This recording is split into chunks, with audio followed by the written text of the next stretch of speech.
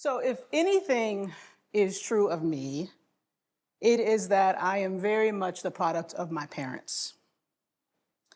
My mother has been walking with the Lord passionately ever since I can remember. On Sunday morning, she would fill our kitchen with gospel music. We would sing together as we made corned beef hash out of a can and eggs, scrambled eggs. I love the woo, yeah. She was the one that was yelling for us to get to church on time. And she was the one who led us in Bible study on Saturday mornings during the summer. It was my mother's vast collection of Bible commentaries and religious books that first helped me see that faith and scholarship could be compatible. And while my father shared my mother's belief that the Christian faith should be the foundation of our family, he also had a keen interest in political analysis, especially if it centered on race and class. My father was the one who passionately talked to us about the beauty of being Black and the achievements of Black people. He was the one who turned the dial away from my mother's gospel music and toward NPR so that he could stay up on international politics. When images of the first intifada in the West Bank and the Gaza Strip crossed our TV screen when I was a child, it was my father who would ask in a voice of someone hoping to drive home a point, "Now, who has the tanks and who has the rocks?" It was my father, a military veteran who was drafted in the 1960s, who insisted that we never stand for the national anthem. He simply could not understand why we as Black people would ever show deference to the symbols of America or celebrate the 4th of July. If you talk to him today, he will still rail against the 4th of July. So when clips emerged of then candidate Barack Obama's pastor saying, not "God bless America, God damn America" for killing innocent people, "God damn America for treating her citizens as less than human," "God damn America as long as she tries to act like she is God and she is supreme." I don't know if y'all remember that. When those clips started just playing, I was just confused. I couldn't understand why the same kind of critical resistance to American injustice that I had just basically heard all of my life from my father, in school, in churches, I was just confused as why it was so controversial. And while I didn't yet have a theology of like God damning and all of that, the comments struck me as expected resistance from people who had been consigned to the underside of history. And I felt the same confusion when people began to respond in shock to the refusal of Colin Kaepernick and other NFL players to stand for the national anthem. In refusing to show deference to the symbols of America, they were urging this kind of national interrogation of who America has been and who it is now. They were refusing to accommodate to an image of America that they felt was untrue. I begin here because last week we started a sermon series on the book of Revelation, a book that is about resistance, a book that is about comforting those on the underside of empire and challenging those who have the luxury of being complacent. While runaway bestsellers like the Left Behind series would have us believe that Revelation is about decoding the future in this kind of excruciating detail, the book is actually more about discerning the present. As Eugene Peterson puts it, Revelation is not prediction, but perception.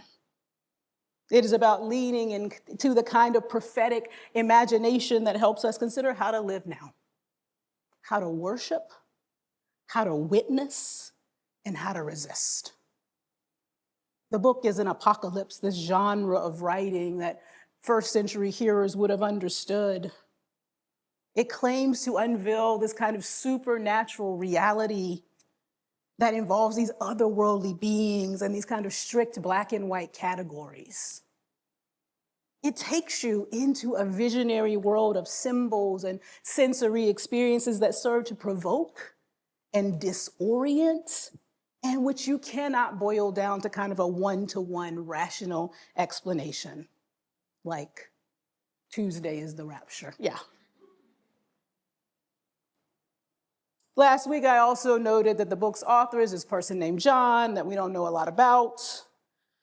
It's a person who's been exiled to this island for, it seems like, preaching or testifying to Jesus.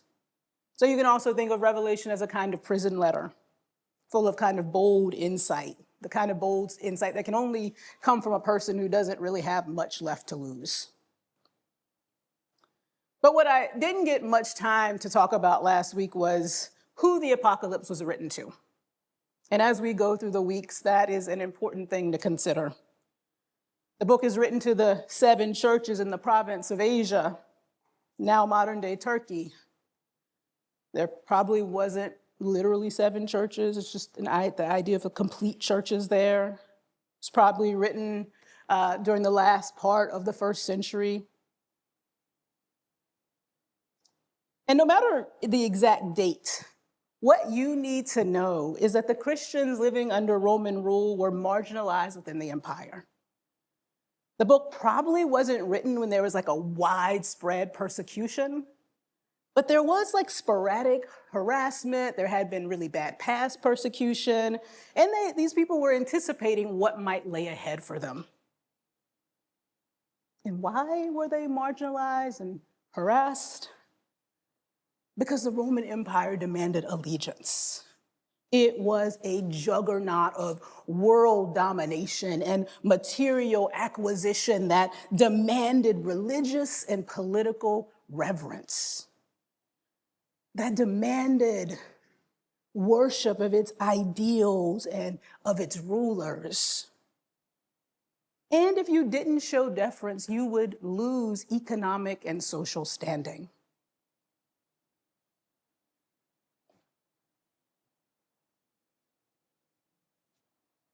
Now, I know that none of us know anything about this. None of us know anything about career advancement based on holding the right opinions, rooted in going along to get along. We don't know about that. And I know that we definitely don't know anything about companies and corporations and comedians that need to toe the line lest they experience the fury of those in power. No, I know we don't know about that. John, in his letter to the churches in Asia Minor, is doing 2 things. He's encouraging these marginalized folks by telling them that in the end they're going to win. And he's challenging those who are complacent and asking them to pick a fight by witnessing to the Lamb, Jesus, with their lives. Like Reverend Wright's preaching or Kaepernick's protest, it's a controversial form of resistance. And when we read Revelation, we have to remember that resistance art doesn't always conform to our sensibilities. Brian Blount, who's a New Testament scholar, he thinks of Revelation in terms of music, specifically in terms of the Black spirituals and blues and rap. And he quotes Michael Eric Dyson in saying something I think is really helpful.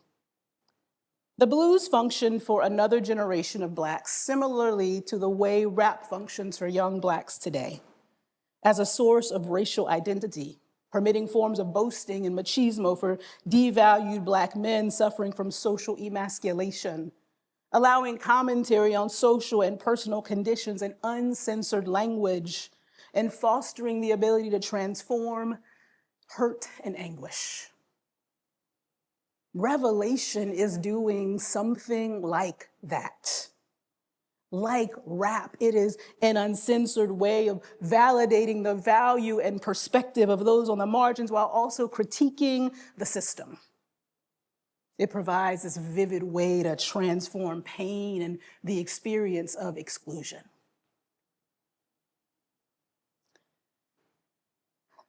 Now, when I was thinking about this rap quote, I started thinking about like trying to go back to the rap that I used to listen to, because I don't like rap. For me, there's no good rap post 2000, which shows my age. But I started trying to think of like, what is a rap song that really encapsulates this idea? And then I realized like my mother didn't really let us listen to a lot of secular music, so I couldn't think of anything. But what did come to my mind was the way, I think I've shared about this before, that sometimes on my day off, I'll kind of put on my alter ego and I'll get in the car and I'll play music at a somewhat inappropriate volume. And then when Bukola gets in the car after me, she's like, "What are you doing?" She's just like shocked. And one of my favorite songs to play is Beyonce's Flawless, the song about female empowerment and self-worth, and it offers this soundbite on gender from the brilliant Nigerian writer Chimamanda Ngozi Adichie. It has this kind of joyous swagger, while it also demands that people that Beyonce calls something I cannot say up here bow down to her. Again, the book of Revelation is doing something like that, creating a sensory experience that invites participation, that provides vivid images and commentary for both psychological effect and critical awareness. All right. So I want to get into our passage for today and just kind of thank y'all, because I know last week and this week there's just been a lot of background. This is one of those things like Revelation, you got to kind of set the stage. So thank you for your patience. I've spent a lot of time trying to teach because I think that this is a book that the church needs.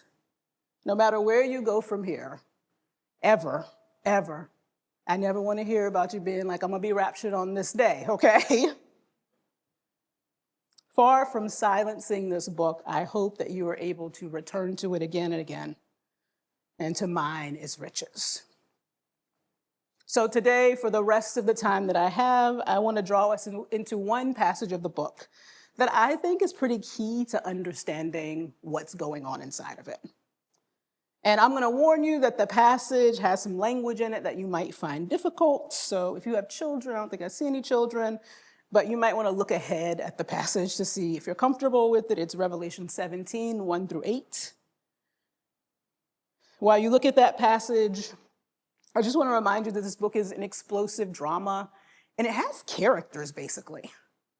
On the one side, you have, I like to think, that one scholar calls it Team Dragon, which is, on that side you have Babylon, you have the dragon, you have the beast from the sea, and the beast from the earth.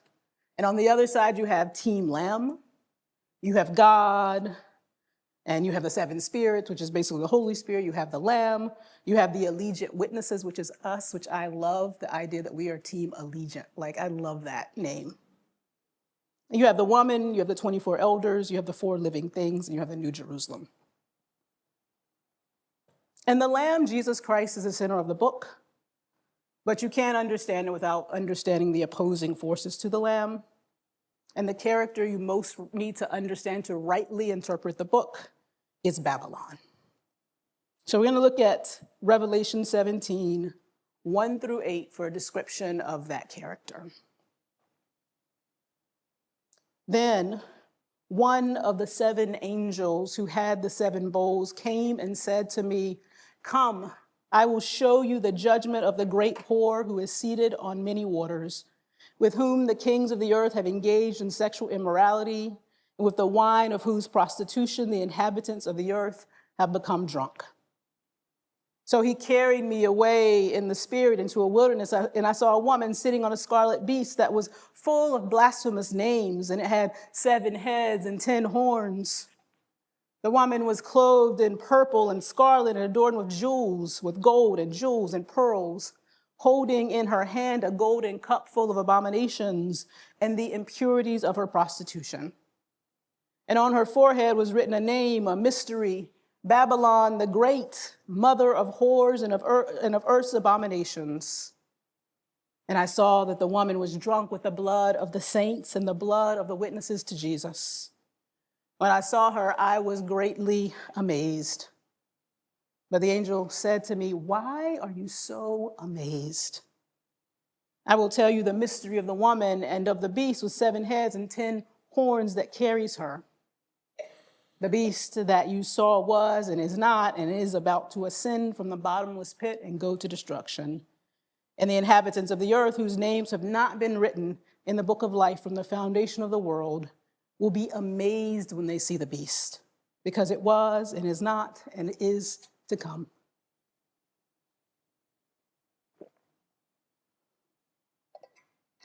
Now, I don't have time to talk about every part of this passage. It's quite layered. There are lots of elements that are parody. A lot of the images like shift and morph and move. But what is clear is that John sees this vision of a woman named Babylon. He describes her as a whore because of her intimacies with the rulers of the earth.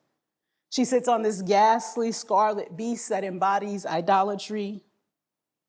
The woman is clothed in these extremely luxurious garments, and she has on all this fine jewelry.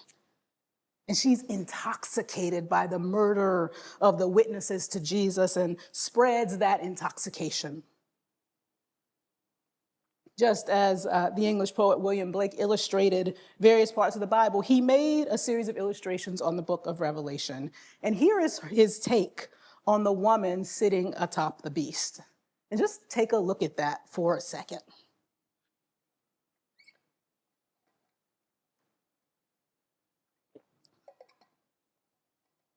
Notice what the beast is doing and what's coming out of the woman's cup. If you're interested, there's a whole series on the book. And before I go any further, let me just say, yes, the portrayal of Babylon as a female prostitute should make anyone who is a feminist pause. Just pause. You need to pause, okay? Women in Revelation are often either like pure or impure, bride or prostitute, like it's, And if you look carefully, some of these images actually are more nuanced. So for example, if you read this passage in detail, the woman is pretty clear, is actually at the mercy of the beast. And so how do you think about oppression and those kinds of things when you think about women? So it's not quite as black and white, but yes, you should pause at some of the language here. But here's the point. John encounters in this text a mystery. And it's a mystery that needs explaining. It's pretty clear that the city being described is Rome, because Rome had 7 hills. The woman is seated on the beast, which has 7 heads, symbolizing the 7 hills. And it's no accident that the goddess of Rome, Roma, was depicted as sitting on 7 hills in the coins of the day. The woman is a parody of Roma. See, Rome was the problem for Christians who first heard this text. And yet Babylon is also more than Rome. It is any domination system that puts Christians at risk of being stupefied by its power. In the vision, John himself is amazed. And it's the angel who has to basically pull him out of his daze by asking, "Why are you so amazed?" And that question is one that every disciple of Jesus has to confront when faced with the overwhelming force and material abundance and technological know-how and superficial beauty of Babylon. In what ways does the overwhelming power of Babylon stop you in your tracks? In what ways does it shut your mouth? And in what ways does it stunt your imagination by making the radical way of Jesus seem impossible to actually live out? This passage, along with the beginning of chapter 18, gives us a sense of the characteristics of Babylon. And here's a summary by Scott McKnight. If you're interested in following along with this series in more detail, he has a couple of books that are really helpful and really accessible. So here's a good summary list. Characteristics of the beast of Babylon, which actually merge if you look at this image more. So idolatrous, Babylon is extravagant, it is status conscious, it is murderous, it is militaristic, it is economically exploitative, it is arrogant. Basically, we could do an entire sermon series on just these characteristics. Anybody want to do that for what? No hands. Excellent. That's what I thought. But I want to zero in on just two of these characteristics. The first one is idolatry. The first rule of Babylon is that it must claim your worship. And Babylon doesn't need you to renounce Christianity. It doesn't need you to stop saying Jesus is Lord. In our context, it just needs you to believe that Jesus is Lord and America is Lord or the state is Lord are the same thing. That Jesus is Lord and having your political party in power is the same thing. That worship of God and worship of the state, whether that state holds conservative values or liberal democratic values or socialist values, that those things can be the same. This very afternoon, Charlie Kirk is going to be laid to rest, a man who was created in the image of God and was also profoundly racist. And I expect his funeral to be a case in point of what happens when we fail to discern Babylon in our midst with her idols of power and profit. But Babylon also transcends the Christian nationalism that is on the rise in our country. It is at work every time we worship obtaining power over others, believing that will solve our problems. It is at work every time we worship the end so much that the means no longer matter to us. Babylon is at work every time we worship us and are content with the disposal of them. In the world of Revelation, true worship of the slain Lamb is revealed to be the only thing that can save us from the false worship of Babylon. Second, arrogance. Arrogance is a defining characteristic of Babylon. When describing the judgment of Babylon in chapter 18, the writer says, "As she glorified herself and lived luxuriously, so give her like measure of torment and grief. Since in her heart she says, I rule as queen. I am no widow and I will never see grief." I think we have a slide. Do we have a slide for this? Okay. And when he says that, John is riffing off of what the Old Testament prophet Jeremiah said about the first Babylon. "You said, I shall be mistress forever. So that you did not lay these things to heart or remember their end. Now, therefore, hear this, you lover of pleasures who sit securely, who say in your heart, I am, and there is no one beside me. I shall not sit as a widow or know the loss of children." Babylon is always an experience of ego, inflation, and triumphalism. It resists self-reflection and self-critique and repentance. It does not have the ability to recognize its losses and to genuinely grieve them. And it cannot stand the idea that it is not eternal, and thus will do everything in its power to convince you that this is the way it always has to be. Too often, the arrogance of Babylon lives inside of us, simply because we are too afraid to admit that we are not in control. But the book of Revelation uncovers the lies we hide behind that prop up this false kind of security. And it loudly proclaims that God will overcome every Babylon with the strength of God's love. We have several more weeks to let the beauty and complexity of Revelation form us as dissident disciples and faithful witnesses to Jesus. We have several more weeks to contemplate how Babylon is not just out there, but it is also in our churches, maybe even in this church. We have several more weeks to think about how it exists inside of us. But as I prepare to take my seat, I want to make sure that one thing in our passage does not go unnoticed. It's a very small thing. John says that he saw the woman Babylon riding the beast after he had been carried away in the spirit into the wilderness. See, the recognition of the mystery of Babylon only becomes possible as we cultivate a wilderness place in our own lives, a place of solitude and prayer and silence where we can commune with the Spirit. While we can recognize and talk about historical patterns, and that is great, Babylon is so insidious that you can't think your way into seeing her present shape. She is the air we breathe, the water we swim in, the norm of our world.